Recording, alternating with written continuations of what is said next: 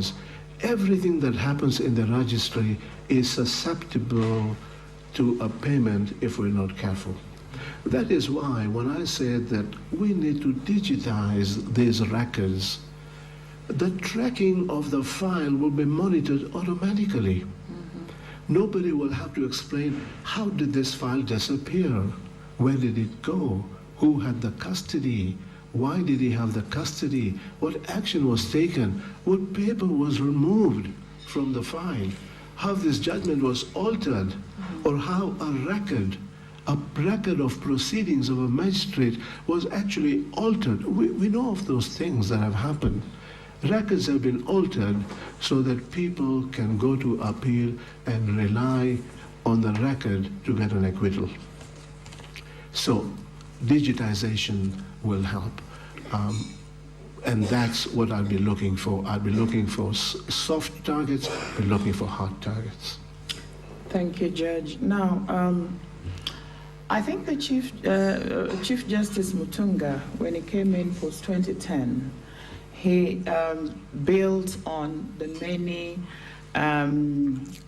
many reports that had been done on how to improve the institution of the judiciary, and all that he put in one document called the Transformation Agenda, the Judiciary Transformation Framework. Now, 5 years or 6 years down the line, could you share with us how Chief Justice Mutunga implemented the Transformation Agenda, what he achieved? You were in the judiciary pre-2010. You have been with us during Chief Justice Mutunga's tenure. And how do you see yourself building from there? And what challenges do you see yourself encountering in seeking to further the transformation agenda that was initiated by Chief Justice Mutunga? Chief Justice Mutunga did an excellent job. He really professionalized and institutionalized the development of a program to carry out reforms. So reforms were carried out professionally through people that were appointed at the level of directors, people with specific skills that were put in place.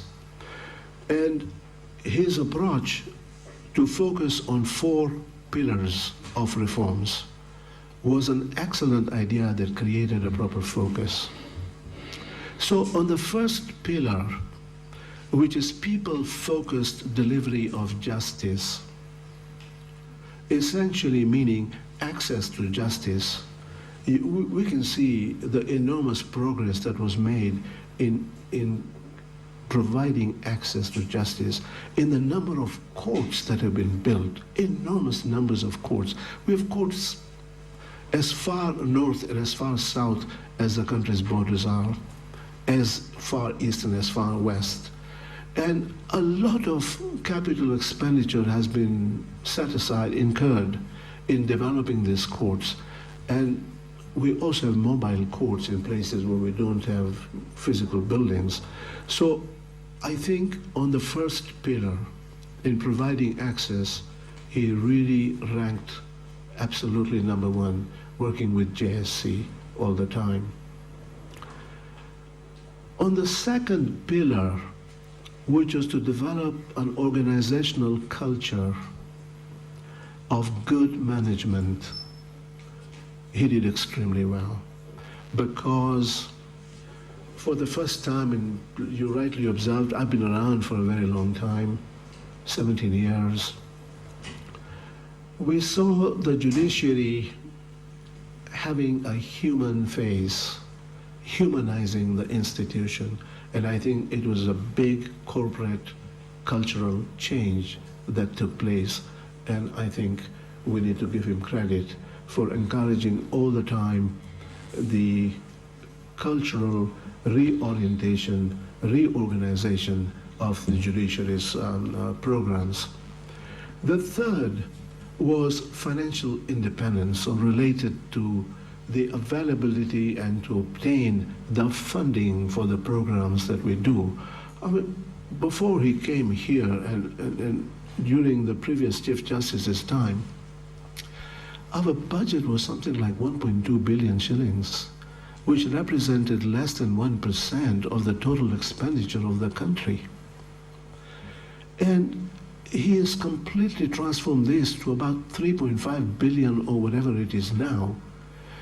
And it certainly is, and the creation of the Judiciary Fund is, I think, a major achievement, because the Judiciary Fund now secures the management of the judiciary financially sound and secure. The fourth pillar is where I think much more needs to be done. And the fourth pillar related to enhancing the use of IT as an enabler of justice. And it is in the fourth pillar that some progress has been made, some false starts have been made, some pilot projects have been instituted, which are good, but that is the place for takeoff. That is the place where the next Chief Justice should take off. Thank you very much. Lastly from me, Judge Visram, you dwelt a lot on judicial independence. Let me take you to an example that Commissioner Muchelule gave you. He said that in this room, you can see the diversity of representation of the peoples of Kenya in matters